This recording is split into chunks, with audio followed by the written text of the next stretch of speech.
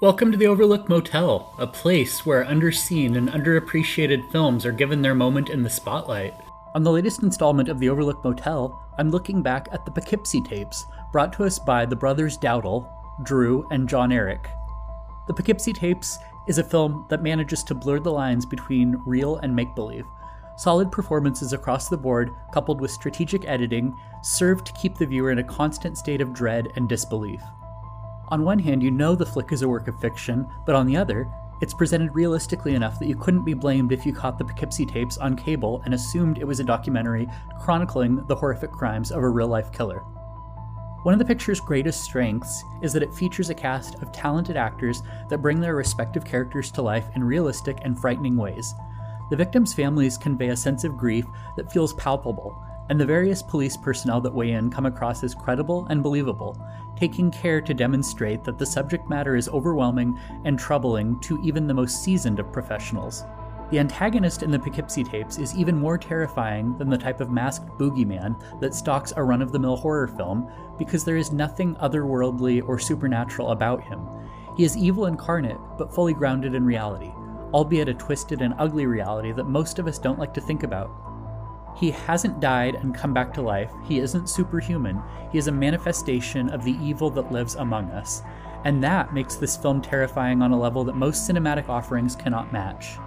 Sinister antagonist aside, a large part of what makes the film so harrowing to watch is the masterful manner in which it has been edited.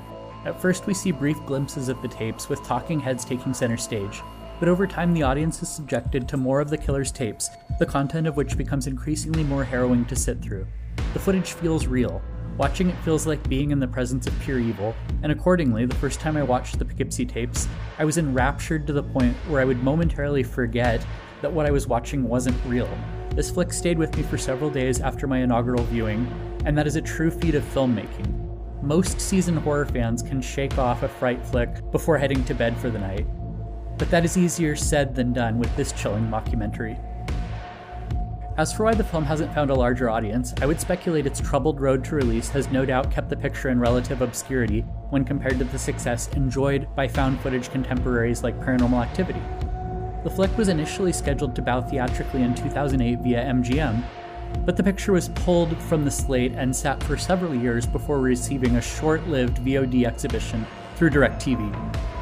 Finally, in 2017, the fine folks at Scream Factory put the Poughkeepsie tapes out on physical media. But given that 10 years had passed since the flick's Tribeca premiere in 2007, the picture didn't reach nearly the audience it likely would have had it debuted in theaters when it was initially slated to do so.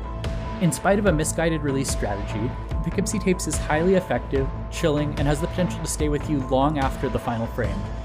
If you're keen to check this chilling mock doc out, you can stream it for free with ads on Pluto and Tubi as of the publication of this post.